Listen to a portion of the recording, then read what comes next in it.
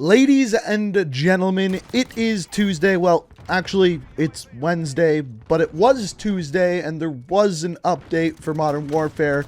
It was just late at night. There's an update for Modern Warfare, and it's a really big one, and it includes a lot of stuff involving Warzone, new things like new mastery camos, a whole bunch of new stuff, and in today's video, we are going to be going over everything that is new in this update, and there is quite a bit, so it's going to take a little while to go over, but like I said, we will be covering everything in this video. Starting off with this update, because this is a very odd update. Starting off, if you own the game, you actually have two downloads to actually download. The first download is update 1.20. This update is for everyone. If you're a free-to-play player, if you're not a free-to-play player, this update is for you. Then, if you own the game, you then have to go into the game, you have to select a game mode, it'll give you the chance to download a data pack, and then once you download that data pack, you can then play the game. The first download is 10 gigabytes, the second download is 18 gigabytes. In other words, there's a lot of downloading that you need to do in this update, unfortunately. But, like I said, there is a lot in the update. So, what is in the update? So one thing I think a lot of people are wondering about is the new camo, which is called Obsidian. How to unlock it, what it looks like, and as you are seeing on screen here, this is what it looks like. It's literally an all black camo for your weapon. It adds some texture to it, and like I said, it is black. Like, it is very dark. And I'm curious what you guys think of it. Is it too dark? To me, it kind of looks like someone just spilt a black paint can all over the weapon, but the texture on it is pretty cool, so I'm curious what you guys think about it. Let me know down in the comments. Now, to actually unlock this camo, it's pretty damn difficult. For assault rifles, you need 15 kills 200 different times. In other words, 15 kills in 200 different matches. Now, after testing this a little bit, I found out that it appears as though if you, for example, get 30 kills with an assault rifle in one game, that counts as 2 times. So you can get more than one of these done per game, but it is still going to take quite a long time. After this, SMGs are 15 kills 150 times, pistols 15 kills 100 times, LMGs is 15 kills 150 times, shotguns is 15 kills 150 times, sniper rifles is 15 kills 125 times, and then launchers is destroy 100 streaks, and then finally melee is get 750 kills. You have to do this with each individual weapon to unlock it for that given weapon. This is a grind. It takes a very long time to do this, and I'm going to have a video either later today or tomorrow talking a little bit more in depth as to the fastest way to actually unlock this, but like I said, that'll be coming soon. Speaking of customization, the next new thing added in this update is blueprint customization, and what this actually does is allow you to make Frankenstein weapons. So as you see here, when you go and actually select your different attachments, you're going to notice a little thing off to the right. If you click on this, it actually gives you the option to put various types of attachments from your various blueprints onto your weapon. And as you can see, they make that portion of the weapon look a little bit different. So you can actually make some pretty cool looking things with these, and I'm curious what you guys think of them and what you guys can actually make. So if you make some cool looking weapons, feel free to send them to me over on Twitter, and maybe I'll feature some of them on future videos going forward. The next thing that they added is a brand new weapon. It is an LMG called the Bruin MK9, probably saying that wrong. And to unlock this one, you have to get 3 kills when the enemy is near smoke using an LMG in 15 different matches. So for the next little while, we are going to see a lot of people using smokes within multiplayer. But once this is done, you unlock the Bruin, and essentially this is the saw from Call of Duty 4. I'm not gonna lie, I haven't used this gun a ton, but from what I have used with it, it is actually really good. There's essentially no recoil, which is going to make it good. It has a pretty good fire rate, pretty good damage profile, and honestly, I think it's going to be a pretty good weapon.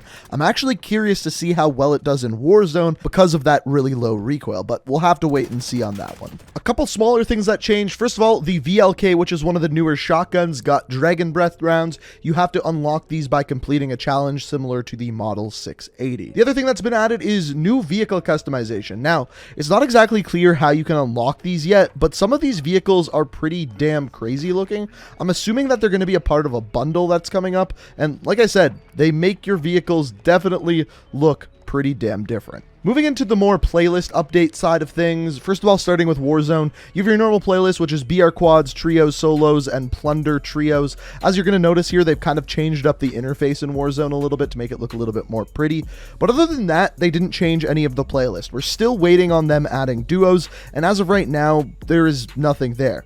But a couple of things did change in-game. A new item was added, and there is a new type of contract, bounty, whatever you want to call it. First off, the new item is called an armor satchel, and this one is relatively straightforward. It's literally a vest that you can find. I've found that you can either find it through chests, or one is guaranteed upon completing a scavenger contract. So after opening all of the chests, it gives one person on your team this armor satchel. And what this does is it makes it so instead of carrying 5 pieces of armor around, instead you're actually able to carry around 8. This is going to make it so that you can have more armor on you, heal more, and makes it so that you can probably do a little bit better in endgame.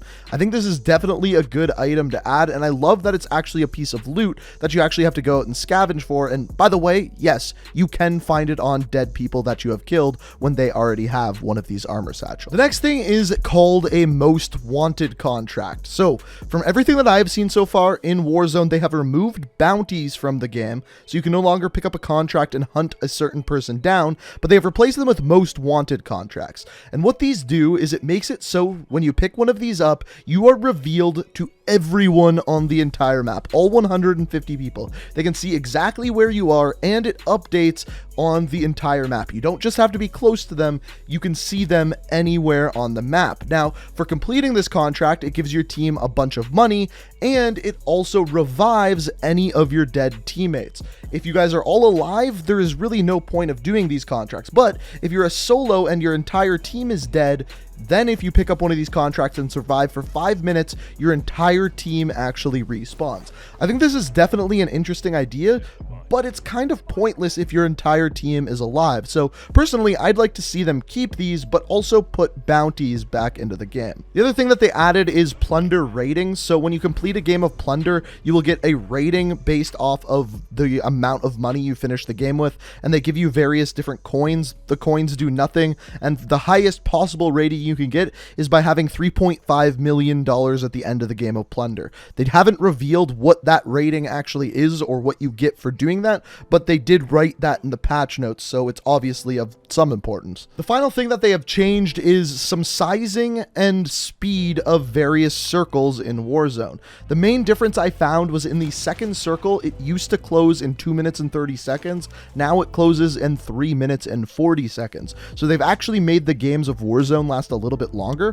Personally, I would like them to close faster, but apparently now they are taking longer to close. I don't know if that's something people wanted. Maybe you could let me know down in the comments. Now, there's also a bunch of little changes and bug fixes to Warzone as well. If you want to check out the entire details, as always, I'm linking the patch notes, the full patch notes, down in the description. Moving over to the multiplayer side of things, also, once again, we have a bunch of new stuff here as well. The first thing is gunfight blueprints. This is the same old gunfight that is 2v2, but this time you are using weapon blueprints. The main difference here is that it's not just random weapons, it's literally the blueprints. So some of the weapons look very different, have different attachments, just like we know in gunfight, but they are blueprints, some of which you can buy through the store, some of which are unlockable via challenges, but all of them you can use in gunfight blueprints. Similarly, we also have cranked gunfight 3v3, which they did make a spelling mistake in the description. They put 2v2 instead of 3v3, but in this one you are playing with 3 people on each team. Once again, it is blueprints that you are getting as your primary weapons, similar to gunfight blueprints, but the difference is here, once you actually kill someone, you have 10 seconds to get another kill, which is actually a really short period of time, and you can actually use this to your advantage. If you're a solo and your entire team has died, you can actually kind of hide and just hope that the other people on the enemy team blow up before you move out and actually then go and engage. It's an interesting game mode. I don't think it's personally my favorite, but it definitely changes up the way gunfight is played. After this, we have Reinfected Ground War, which is just Infected Ground War, but this time it is on the full-size Ground War maps. Now, there's only 48 people per lobby currently, which might be a mistake because these games take forever and they are very, very, very, very, very slow. It is quite insane how slow they are. Personally, for me, it's too slow. I just get bored playing it, and if you're a zombie, you're just constantly running around looking for people because there's so many buildings, rooms, roofs that people can actually just be hiding on. So personally, not my favorite version of Infected, but it is there. I'm curious what you guys think about it. And finally, they also added Shoot the Ship, which is of course shoot house and shipment 24/7. If you're going for camos, if you're going to level up weapons, this is the playlist you want to be on because it's super, super chaotic. They also did make some bug changes as well to multiplayer, so if you want to check those out, as always, patch notes linked down in the description. And finally, moving over to the store. So this week in the store, we have 2 new bundles, the first of which is called the Pyromaniac. This one, you actually get some pretty cool stuff. First of all, the Firestarter skin for Kruger. In my opinion, this is one of the cooler looking skins in the game. On top of this, you get the Caldera, I don't know how to say that properly, but basically the important part is this has the Dragon's Breath rounds for the VLK and a really cool looking red skin. Honestly, I just really like red skins on weapons, especially when it's red chrome. On top of this, you get the Heat Treat melee weapon, which is a cool looking knife skin, and then some other things like finishing moves, operator quips, calling card, and emblem. But the thing that it doesn't really mention here is when you buy this bundle, you also get the flaming throwing knife, which literally allows you to throw a throwing knife that is actually on fire, which is pretty damn cool. Now, the second bundle in the store is called Encryption. This one includes the new LMG with a cool looking skin on it and some pretty interesting looking attachments that's really going to change up actually how the weapon looks. On top of this, you get an emblem and a calling card. Relatively straightforward. And that, ladies and gentlemen, is a pretty good summation of update 1.20 for Modern Warfare. Quite a bit was added in here, and I'm pretty happy with most of it. I think the Obsidian Camo might be a little bit too grindy for my liking, but as I said, I'm going to have a video up either later today or tomorrow talking a little bit more in depth as to how that Obsidian Camo works, the fastest way to get it, and the actual amount of time it will take you to get it on all of the weapons if that's what you actually want. So, if that sounds like something you'd enjoy, make sure to hit that like button. Also, if you enjoyed this video, it's always appreciated. On top of that, if you like what you see here, want to stay up to date on everything Modern Warfare, make sure you hit that subscribe button, make sure you turn notifications on. Let me know what you think of all of this down in the comments. And until next time, guys, peace out. We are reaching for the stars.